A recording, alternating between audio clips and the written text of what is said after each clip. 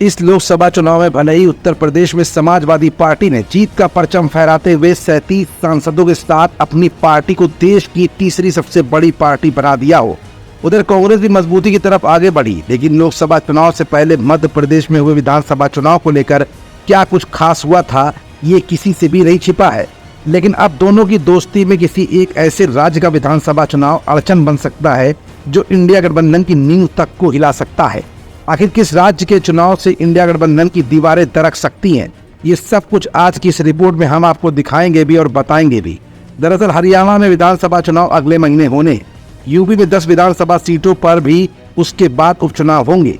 कांग्रेस यहां होने वाले चुनावों में सपा के साथ मिलकर लड़ना चाह रही है, जबकि सपा चाहती है कि उसे भी कुछ सीटें हरियाणा में मिले।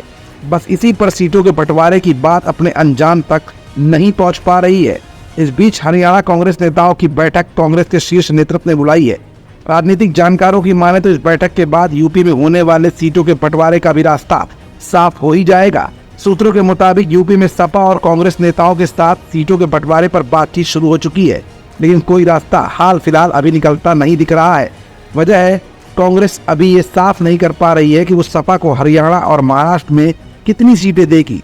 सपा दोनों जगहों पर 5-5 सीटें चाहती है, जबकि बीते दिनों हरियाणा कांग्रेस के नेताओं ने सपा को सीटें देने की बात पर साफ तौर पर इनकार भी कर दिया था। वहां के नेताओं ने सार्वजनिक तौर पर कहा था कि हमसे हमारे नेतृत्व ने सभी सीटों पर तैयारी के लिए कहा है, सीट बंटवारे पर कोई भी बात नहीं हुई है। लेकिन अब जबकि यूपी में सीटों का बंटवारा फंसता दिख रहा है, तो हरियाणा कांग्रेस के नेताओं की बैठक काफी अहम मायने रखेगी।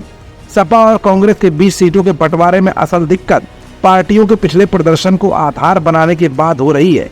लोकसभा चुनावों में भी साल 2014 को आधार बनाकर बातचीत करने की कोशिश हुई थी, जिसके बाद बात बिगड़ने लगी थी। सूत्रों के मुताबिक इस बार भी साल 2012 के बाद के चुनावों को लेकर बातचीत हो रही है।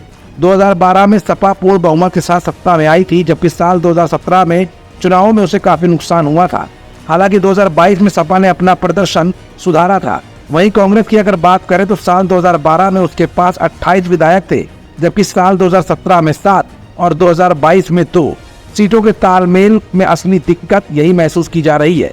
इन सबके बीच बनते बदलते समीकरणों की अगर बात की जाए तो जहां 10 सीटों पर होने वाले विधानसभा उपचुनाव इस समय इंडिया गठबंधन के लिए सबसे बड़ी चुनौती होंगे, तो वहीं समाजवादी पार्टी की शर्त हरियाणा और महाराष्ट्र को लेकर जो रखी गई है, वो कहीं न कहीं कांग्रेस के गले नहीं उतर रही है। ऐसे में अगर सीटों के बंटवारे को लेकर कांग्रेस भी कोई फैसला नहीं लेती है, तो कहीं न कहीं समाजवादी पार्टी विधानसभा उपचुनाव में 10 सीटों के विभाजन में कांग्रेस को क्या देती है, ये भी अपने आप में एक बहुत बड़ा सवाल बन गया है। फिलहाल कांग्रेस का भविष्य सपा के हाथों में है और सपा महाराष्ट्र और हरियाणा में कांग्रेस के भरोसे।